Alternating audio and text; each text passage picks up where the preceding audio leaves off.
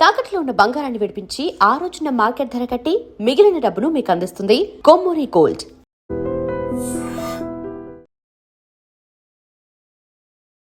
Welcome to iDream media. So జనరల్గా ఏంటంటే బ్రహ్మ ముహూర్తం, బ్రాహ్మీ ముహూర్తం అని చెప్తూ ఉంటారు. అంటే అసలు ఎగ్జాక్ట్ టైం ఏంటి, ఎందుకు ఈ ముహూర్తంలో నిద్ర లేవాలి అని చెప్తారు. సో నిద్ర లేచిన వెంటనే మనం అసలు ఏదైనా మంత్రం పఠించాలా, ధ్యానం చేయాలా, అసలు దేని మీద ఫోకస్ చేయాల్సి ఉంటుంది, పూర్తి వివరాలు తెలుసుకుందాం. మనతో పాటు మాధురి గారు ఉన్నారు. మేడం నమస్తే. నమస్తే లక్ష్మి. మంచి మంచి మాటలు చెప్తారు, కథలు చెప్తారు, డివోషనల్ చెప్తారు, అన్ని రకాల సబ్జెక్ట్స్ మీద చాలా అవగాహన ఉంది. అందుకే నేను అసలు ఎట్లా పరిచయం చేయాలనేది తెలీదు. అయితే మ్యామ్ హెల్త్ బెనిఫిట్స్ కూడా చాలా చక్కగా చెప్తారు. అయితే ఈ బ్రహ్మ ముహూర్తం, బ్రాహ్మీ ముహూర్తం అంటారు, ఇది ఎప్పటి నుంచో ఉన్న నానుడే. అయితే ఈ బ్రహ్మ ముహూర్తంలోనే నిద్ర లేవాలని ఎందుకు అంటారు, అసలు ఎగ్జాక్ట్ టైం అంటే ఏంటి అసలు? ఇదే బ్రహ్మ ముహూర్తం, బ్రాహ్మీ ముహూర్తం, దీన్ని అమృత కాలం అని కూడా అంటారు. ఇది ఏంటంటే యోగానికి, ధ్యానానికి, పూజలకి, ఆ తర్వాత మన అంతరంగ ఆవిష్కారానికి, మనం తెలుసుకోవాలన్నా కూడా చాలా మంచి సమయం అమృతకాలం అనమాట. ఇది ఈ కాలం ఏంటంటే బ్రహ్మ అంటే ఎవరు? సృష్టికర్త. ముహూర్తం అంటే శుభ సమయం. బ్రహ్మీ ముహూర్తం అంటే ఈ ఒక బ్రహ్మ సృష్టిని, శక్తి భూమికి ప్రసరించే సమయం అంట. బ్రహ్మ సృష్టికర్త కదా, అతను సృష్టి చేస్తూ ఉంటాడట. ఆ సమయంలో భూమికి ప్రసరించే ఆ శక్తి అంతా కూడా భూమికి ప్రసరిస్తుందట. అందుకే చాలా శక్తివంతమైనది అని చెప్తారు. ఆ టైం ఏంటంటే రోజుకి ఎన్ని గంటలు? 24 గంటల్లో 30 రకాల ముహూర్తాలు ఉన్నాయట. 30. ఆ 30 ముహూర్తాలు, ఒక్కొక్క ముహూర్తము 48 నిమిషాలు, అంటే 48 మినిట్స్ ఉంటుంది. ఈ బ్రహ్మ ముహూర్తాన్ని ఎలా క్యాలిక్యులేట్ చేస్తామంటే, మన సూర్యోదయానికి అంటే సన్ రైజ్కి ఎగ్జాక్ట్గా 1:36 అంటే 96 మినిట్స్ లేదా 1 hour 36 మినిట్స్ ముందర ఈ బ్రహ్మ ముహూర్తం అనేది స్టార్ట్ అవుతుంది. ఓకే. ఇది 48 మినిట్స్ ఉంటుంది. ఇది చాలా అత్యున్నతమైన, అద్భుతమైన, దైవికమైన కాలం. ఈ కాలం ఏంటంటే చెప్పాను కదా, బ్రహ్మ సృష్టి చేస్తాడట. ఆ టైంలో సృష్టి తాలూకా శక్తి అంతా కూడా భూమి మీదకి ప్రసరించబడుతుందట. అందువల్ల చాలా శక్తివంతమైన కాలం అంట. అలాగే దేవతలందరూ కూడా భూమి మీద సంచరిస్తూ ఉంటారట ఈ కాలంలో. ఇంకా ఏం చెప్తారు ఈ కాలం గురించి? మన ఋషులు కానీ, మునులు కానీ అందరూ కూడా ఈ సమయంలో అందుకే లేచి వాళ్ళ తాలూకా ధ్యానాలు, యోగాలు అన్నీ చేసుకున్నారు. అందుకే వాళ్ళకి చాలా శక్తివంతమైన, దివ్యమైన శక్తులన్నీ సాధించారు అని చెప్తారు. ఎందుకని అలా దివ్యమైన శక్తులు వచ్చాయంటే, ఈ బ్రహ్మముహూర్తంలో ఏదైతే ఉందో, ఈ ముహూర్తంలో ఒకసారి నిద్ర లేచిన తర్వాత మనం అంటే కాస్త ఎర్లీగా లేవాల్సి ఉంటుంది. వాతావరణం ఎలా ఉంటుంది? చాలా ప్రశాంతంగా ఉంటుంది. అసలు డిస్ట్రాక్షన్స్ ఏవి ఉండవు. అంటే పొల్యూషన్ ఉండదు, సౌండ్ పొల్యూషన్ ఉండదు, ట్రాఫిక్ పొల్యూషన్ ఉండదు. వాతావరణం చాలా ఆహ్లాదంగా ఉంటుంది. ఈ సమయంలో రకరకాల మన శరీరంలో ఉండే శక్తి, అంటే అన్ని శక్తి కేంద్రాలు చాలా ఉంటాయి మన శరీరంలో. ఈ శక్తి కేంద్రాలన్నీ కూడా ఉత్తేజితం అవుతాయట. అలాగే మన తాలూకా పంచేంద్రియాలు అంటారు. అంటే ఏంటి? కళ్ళు, అంటే అన్ని సెన్స్ ఆర్గాన్స్ అనమాట. కళ్ళు, ముక్కు, నాలుక, స్కిన్, చెవులు, ఇవన్నిటినీ ఏకీకృతం చేసి వీటి తాలూకా ఒకే బిందువు దగ్గర వీటన్నిటినీ సమన్వయపరిచే శక్తి ఈ కాలానికి ఉందట. అలాగే ఈ శక్తి కేంద్రాలు అని చెప్పాను కదా, ఇవన్నిటిని, అలాగే మన బాడీలో ఉండే సానుకూల శక్తి, అంటే పాజిటివ్ ఎనర్జీ ఉంది కదా, ఆ శక్తిని అందరి కూడా ఒకే బిందువు దగ్గర ఏకీకృతం చేస్తుందంట. పురాణాల్లో చాలా వరకు మన పురాణాల్లో, తర్వాత ఆరోగ్య గ్రంథాలు కూడా ఉన్నాయి కదా, వాటన్నిటిలో ఏం చెప్పారంటే ఈ తాలూకా బ్రహ్మముహూర్తం గురించి, బ్రహ్మముహూర్తే ఉత్తిష్టాత్ స్వస్థో రక్షార్థ మాపుష అని చెప్పారు. అంటే ఏమంటే ఈ కాలంలో కనుక మనం లేచి మేల్కొని ఈ యోగాలు, ధ్యానాలు ఇలాంటివన్నీ చేయడం వల్ల ఆరోగ్యకరమైన శరీరము, దీర్ఘాయుషు వస్తాయట. ఇది అష్టాంగ హృదయం అనే ఒక గ్రంథంలో చెప్పబడిందట. అలాగే మనుస్మృతిలోని, తర్వాత మన పతంజలి రాసిన యోగశాస్త్రంలో కూడా దీని గురించి విశేషంగా చెప్పారట. అయితే ఇది ఏంటంటే, ఈ సమయం ఏదైతే ఉందో బ్రహ్మముహూర్త కాలము, ఇది సత్వగుణానికి, సత్వ రజో తమో గుణాలకు సమ్మేళనమే ఈ ప్రపంచం అని చెప్తాం. ఈ సమయం ఏదైతే ఉందో అది సత్వగుణానికి సంబంధించిందంట. సత్వం అంటే శాంతికి, జ్ఞానానికి ప్రతీక. సో ఇలాంటి సమయంలో ఏది సాధన చేసినా విశేషమైన ఫలితాలు ఇస్తుంది అని చెప్తారు. ఇదంతా పురాణాల ప్రకారం. ఇంకా మనం సైంటిఫిక్గా చూద్దాం దీనికి ఏమిటి బెనిఫిట్స్ ఉన్నాయో అని చూస్తే, ఇప్పుడు ఉదయాన్నే ఎలా ఉంటుంది చెప్పుకున్నట్టుగా ఫ్రెష్ ఎయిర్, చాలా పీస్ఫుల్గా. పీస్ఫుల్. మనం కూడా లేచిన వెంటనే ఎలా ఉంటాం, చాలా కామ్ మైండ్తో, ఎటువంటి టెన్షన్స్ లేక నిద్రపోయి లేస్తాం కదా. అలాంటి టైంలో బయటకు వచ్చి మనం మామూలుగా పీల్చిన, లేదంటే ఆ టైంలో యోగాలు ప్రాణాయామం చేయమని చెప్తారు. యోగాసనాలు వేసి ప్రాణాయామం చేయమని చెప్తారు. ప్రాణాయామం చేస్తానంట, ప్రాణాయామంలో డీప్ బ్రీత్ తీసుకుంటే ఏంటి, ఆక్సిజన్ చాలా ఇన్హేల్ చాలా ఎక్కువ వెళ్తుంది. ఎయిర్ ఫ్రెష్గా ఉండడం వల్ల అందులో ఆక్సిజన్ చాలా ఎక్కువ ఉంటుంది. దానివల్ల ఏమవుతుంది, ఆక్సిజన్ ఫుల్గా మొత్తం బాడీ అంతా ఆక్సిజన్ నిండుతుంది.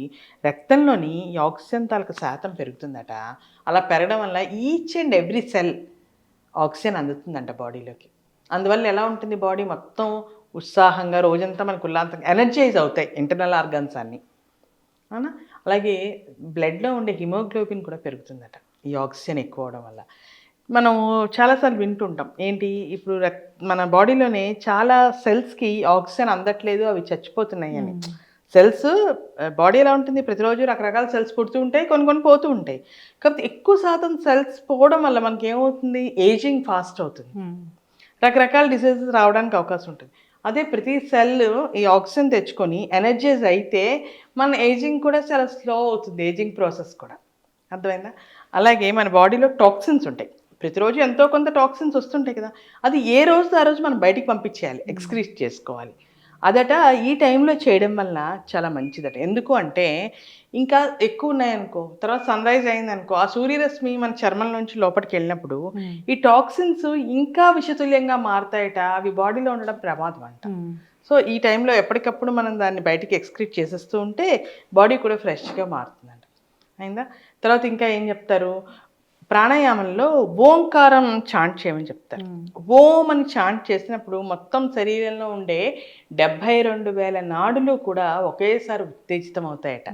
దానివల్ల ఏమవుతుంది, అవన్నీ కూడా ఈ మెటబాలిజం పెరుగుతుందంట. అంటే అన్ని కణాలు, ప్రతి ఆర్గాను, ప్రతిదీ అప్పుడు ఏదైనా మిషన్ తీసుకో, అన్ని పార్ట్స్ బాగా పనిచేస్తే పర్ఫెక్ట్గా ఉంటుంది కదా మిషన్. అట్లాగే బాడీ కూడా అన్ని ఆర్గాన్స్కి ఆక్సిజన్ సరిగ్గా అంది అవన్నీ కూడా కరెక్ట్గా పనిచేస్తూ ఉంటే ఎంత హెల్తీగా ఉంటాం మనం.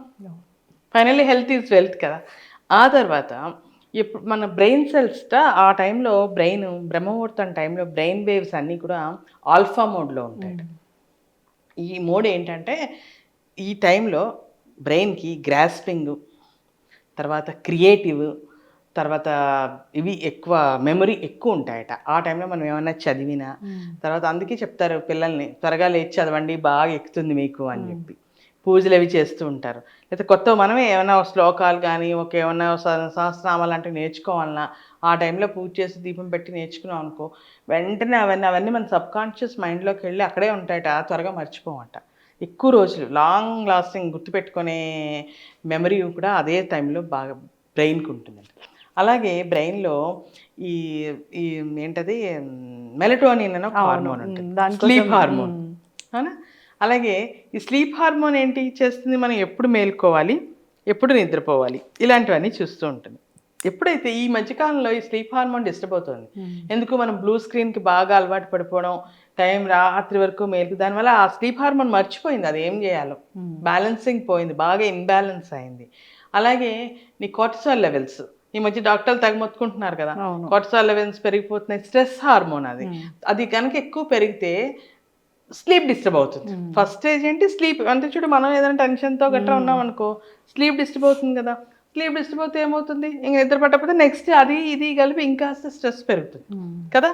సో ఏదైతే ఆ హార్మోన్ ఉందో ఈ కార్టిసాల్, ఆ స్ట్రెస్ హార్మోను, వాటి తాలూకు స్థాయిలు కనుక పెరిగితే దానివల్ల కూడా ఇప్పుడు ఈ కాలంలో బాగా డెత్లు రిజిస్టర్ అవుతాయి, హార్ట్ అటాక్లు అవి. సో అది డిక్రీజ్ చేస్తుందట ఈ బ్రహ్మముహూర్తంలో లేచి మనం ఈ బ్రీతింగ్ ఎక్సర్సైజెస్ అవి చేయడం వల్ల. అలాగే స్లీప్ హార్మోన్ ఉందో మెలటోనిన్, అదేమో స్లీప్ సైకిల్ని బ్యాలెన్స్ చేస్తుంది. అలాగే ఇంకా ఏం చెప్తారు, ఈ పీనియల్ గ్లాండ్ అనేది ఒకటి ఉంటుంది, అది సెరటోనిన్ అనే ఒక ఫీల్ గుడ్ హార్మోన్ని రిలీజ్ చేస్తుంది. దానివల్ల రోజంతా మనకి పాజిటివ్ థింకింగ్, పాజిటివిటీతోనే ఉంటాం. అది కూడా చాలా మంచిదే కదా. దానివల్ల ఏంటి, మనం త్వరగా అలసిపోము, మనకి ఎటువంటి స్ట్రెస్లు అవి పెరగవు. ఆ తర్వాత మన లోపల బయోలాజికల్ క్లాక్ ఒకటి ఉంటుంది, దానికి ఏమంటారు కూడా సర్నాయిడ్ ఇదని అంటారు, రిథమ్ అని. ఆ సర్నాయిడ్ రిథమ్ని ఆటోమేటిక్గా బ్యాలెన్స్ చేస్తుందట. దానివల్ల ఏంటంటే జరగాల్సిన బయోలాజికల్ ఒక రకమైన లైఫ్ స్టైల్కి అలవాటు పడిపోతుంది. దానివల్ల కూడా మొత్తం మెటబాలిజం అది బాగా బూస్ట్ అవుతుంది అనమాట. ఇవన్నీ ఎందుకు చేయడము అంటే, ఇప్పుడు మనకు డాక్టర్స్ అందరూ ఏం చెప్తున్నారు, చాలా వరకు డిసీజెస్ జీవక్రియ లోపం అంటే ఈ మెటబాలిక్ రేట్ తగ్గిపోవడము లేకపోతే మెటబాలిజం సరిగ్గా లేకపోవడము వస్తున్నాయి అంటున్నారు. ఒకసారి మనం ఈ ముహూర్తం ఈ టైంలో లేచి ఇవన్నీ కరెక్ట్గా కోఆర్డినేట్ చేసుకున్న టైంలో అలవాటు చేసుకున్నాం అనుకో, సో ఇప్పుడు లైఫ్ స్టైల్ చేంజెస్ వల్ల చాలా డిసీజెస్ తగ్గుతాయి అంటున్నారు, పెద్ద పెద్ద డిసీజెస్ అన్నీ. అవన్నీ కూడా దీని చేసుకోవచ్చు. డయాబెటీస్, బీపీ, డయాబెటీస్ మ్యాక్సిమం ఆ రెండు కూడా ఈ లైఫ్ స్టైల్ చేంజెస్ వల్లే అంటున్నారు. దానివల్ల ఇప్పుడు ఈ మధ్యకాలంలో క్యాన్సర్ డెత్స్ చాలా రిజిస్టర్ అవుతున్నాయి. మనము రోజు కనుక ఈ ప్రాణాయామాలు అవి చేసి ఈ సెల్స్ అన్నీ కూడా ఆక్సిజనేట్ చేస్తే, ఎనర్జైజ్ చేస్తే ఈ క్యాన్సర్ని కూడా మనం అవాయిడ్ చేయొచ్చట. ఓంకారం ప్రాణాయామ చేయాలి. అలా యోగాసనాలు కూడా మంచివే, పోస్చర్ డెవలప్ అవుతుంది. తర్వాత ఏదైనా మనం ఓపెన్లో ఎర్లీ టైం ఆ టైం మంచిది కదా.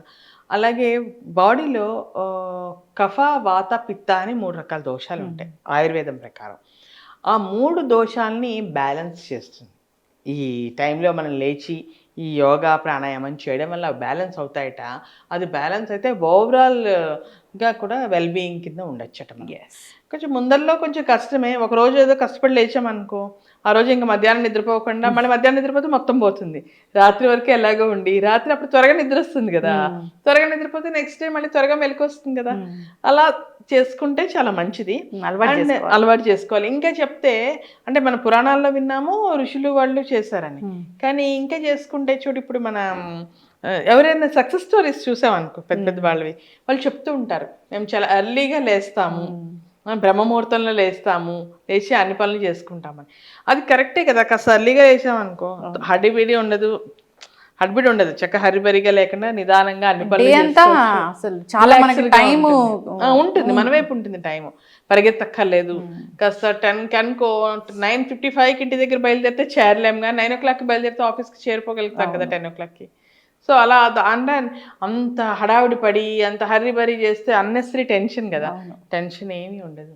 అండ్ అన్నిటికంటే ముఖ్యమంట ఈ నేచర్తో మనం అనుసంధానం అయ్యి క్లోజ్ టు నేచర్ వెళ్ళి ఇలాంటి టైంలో ఎవరు చుట్టుపక్కల లేకుండా మనం మాత్రం ఉంటే అసలు మనం అంటే ఏంటి, మనలో మనం కొత్త మనాన్ని చూసుకోగలుగుతాం.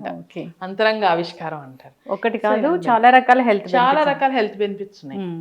చక్కగా చెప్పారు మ్యామ్. బ్రహ్మముహూర్తం, బ్రాహ్మీ ముహూర్తం. సో సూర్యోదయానికి 96 minutes బిఫోర్ అది స్టార్ట్ అవుతుంది, 48 minutes ఉంటుంది. అందరు ఫాలో అవ్వాలి, లేవడం అలవాటు చేసుకోవాలి. 1 or 2 days మనకు అలవాటు అయితే ఆటోమేటిక్గా మెలకు వస్తుంది. కొంచెం ఒక వారం రోజుల వరకు ఇబ్బందిగా ఉంటుంది. ఒకేసారి కాకుండా 15 minutes వెనక్కి జరుపుకుంటూ పెట్టుకున్నాం అనుకో, ఒక రోజుకంతా ఇప్పుడు ఎలాగ 6:37కి లేస్తాం, అదే 15 minutes 20 minutes ముందర క్లాక్ పెట్టుకొని చేసి ఒక వారం రోజులు స్ట్రిక్ట్గా ఫాలో అయితే ఆటోమేటిక్గా తర్వాత మనం ఎవరు లేపాల్సిన అవసరం లేదు. మనకి మటుకు మనకే మెలకు వచ్చేస్తుంది, మనమే అలవాటు పడిపోతాం. చక్కగా చెప్పారు మ్యామ్. అందరూ ఫాలో అవ్వాలి. ధన్యవాదాలు. Sir, one life lesson what medicine has taught you. Whatever you can do without expecting. But I really believe మన పాజిటివ్ యాటిట్యూడ్ ఉంటేనే మనం ఏదైనా సాధించగలం. గట్ని మనం కరెక్ట్గా డీల్ చేసినట్లయితే అది మనకి పాజిటివ్ హార్మోన్స్ని రిలీజ్ చేస్తుంది. షుగర్ వచ్చిన వాళ్ళ పరిస్థితి ఏంటి? పొట్ట దగ్గర పెరిగితే దాన్ని ఆండ్రాయిడ్ అంటారు, ఆండ్రాయిడ్ ఫోన్ కదా. అసలు థాట్స్ ఎందుకు వస్తాయి? బ్రెయిన్ డెడ్ అంటే దానికి ప్రపంచం అంతా కూడా కొన్ని నిర్దిష్టమైనటువంటి లక్షణాలు. మానసికంగా ధైర్యంగా ఉంటే క్యాన్సర్ జయించవచ్చు. You are a doctor for a cause sir, అంతే. వాళ్ళకి వచ్చిన ఆదాయం కాకుండా ఫ్రీ సర్వీస్ ఎంతమందికో చేస్తుంది.